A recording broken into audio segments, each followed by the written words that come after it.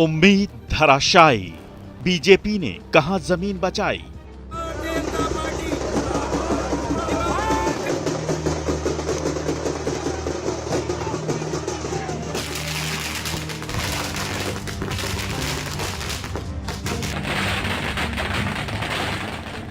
लोकसभा चुनाव 2024 के नतीजे एनडीए की उम्मीदों से मेल नहीं खा रहे हैं।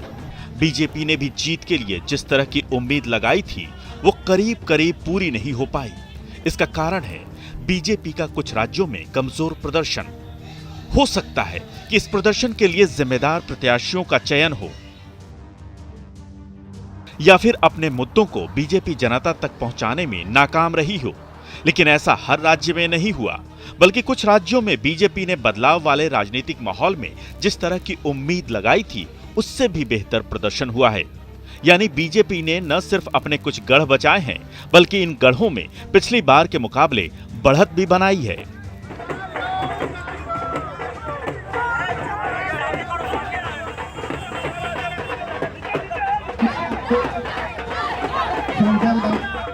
यानी पीएम मोदी के चेहरे वाले फैक्टर ने कुछ राज्यों में ऐतिहासिक प्रदर्शन किया है, वो भी तब जब बीजेपी नीति की एनडीए सरकार के 10 वर्ष पूरे हो रहे हैं। यानी 10 वर्षों में जहां एंटी इनकम्बेंसी का मनोवैज्ञानिक फैक्टर काम करता है, वहां फिर से जनता ने पीएम मोदी पर और बीजेपी पर विश्वास जताया है। इसे कुछ राज्यों की स्थिति से समझिए। मध्य प्रदेश में बीजेपी ने 2019 के मुकाबले बेहतरीन प्रदर्शन किया है। 2019 के चुनाव में मध्य प्रदेश की 29 सीटों में से 28 सीट बीजेपी ने जीती थी। 2019 में एकमात्र छिंदवाड़ा सीट कांग्रेस के खाते में गई थी, लेकिन 2024 के चुनाव में ये सीट भी बीजेपी ने छीन ली और बीजेपी ने मध्य प्रदेश की 29 सीटों पर क्लीन स्वीप कर दिया।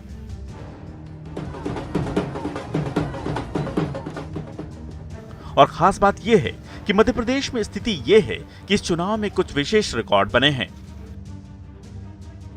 जिनमें इंदौर लोकसभा में बीजेपी के प्रत्याशी ने न सिर्फ 10 लाख से ज्यादा वोटों के अंतर से जीत हासिल की है, बल्कि नोटा में भी सबसे ज्यादा वोट पड़ने का रिकॉर्ड बन गया है।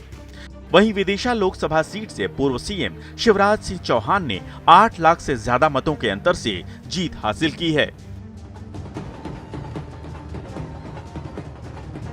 मैं भारतीय जनता पार्टी के प्रदेश नेतृत्व को बधाई देता हूं, कार्यकर्ताओं को बधाई देता हूं और जनता का आभार प्रकट करता हूं कि इतना विराट आशीर्वाद उन्होंने भारतीय जनता पार्टी को, मोदी जी को दिया है।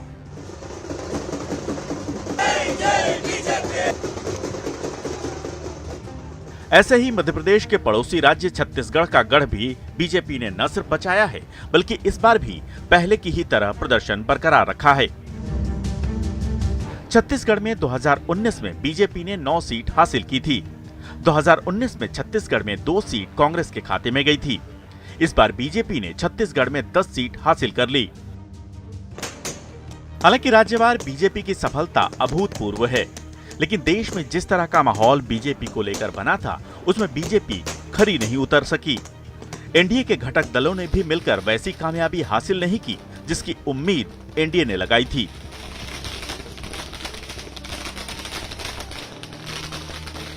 और इस अवसर पर मैं छत्तीसगढ़ के समस्त देवतुल्य मतदाता भाई बहनों का आभार व्यक्त करना चाहूँगा, उनका धन्यवाद देना चाहूँगा कि उनका आशीर्वाद भारतीय जनता पार्टी को मिला।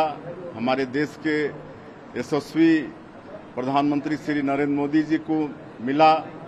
उनकी गारंटी पर छत्तीसगढ़ की जनता ने, यहाँ के मतदाता ने मोहर लगाया है।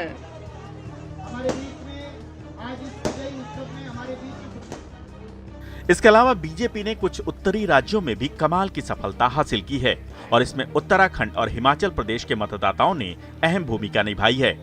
उत्तराखंड में और हिमाचल प्रदेश में बीजेपी ने अपना प्रदर्शन बरकरार रखा है। उत्तराखंड में पिछली बार की ही तरह इस बार भी 5 में से 5 सीट बीजेपी ने हासिल की है।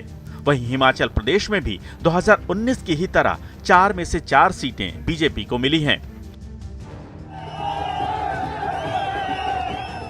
यानी बीजेपी के प्रदर्शन में कोई कमी नहीं रही। इन राज्यों में न तो पीएम मोदी पर विश्वास घटा, न ही बीजेपी पर मतदाताओं ने अविश्वास जताया।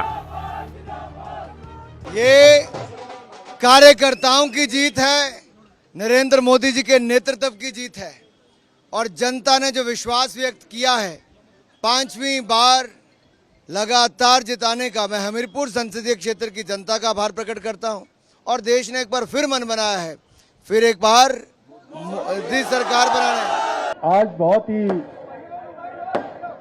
ऐतिहासिक दिन है जब हम पूरे देश के अंदर भारतीय जनता पार्टी और एनडीए गठबंधन को देश की जनता ने बहुमत देकर फिर से सरकार में आने का अवसर प्रदान किया है। इस अवसर पर मैं अपनी ओर से सभी कार्यकर्ताओं की ओर से भी हमारे आदरणीय अजय महेंद्र भट्ट जी का बहुत अभिनंदन करना चाहता हूं।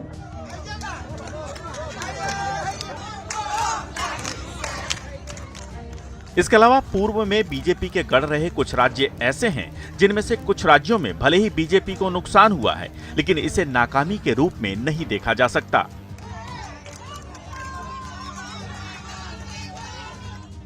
जबकि कुछ राज्यों में बीजेपी ने अपना प्रदर्शन पहले की ही तरह कायम रखा है। उदाहरण के तौर पर देखें तो दिल्ली में बीजेपी ने 7 में से 7 सीटों पर 2019 की तरह ही कामयाबी हासिल की है। त्रिपुरा की 2 सीटें बीजेपी ने पिछली बार की तरह हासिल कर ली हैं, लेकिन गुजरात में बीजेपी को 1 सीट का नुकसान उठाना पड़ा है। 2019 में बीजेपी ने गुजरात की सभी 26 सीटों पर जीत हासिल की थी, लेकिन 2024 में बीजेपी 25 सीटों पर ही जीत हासिल करने में कामयाब रही।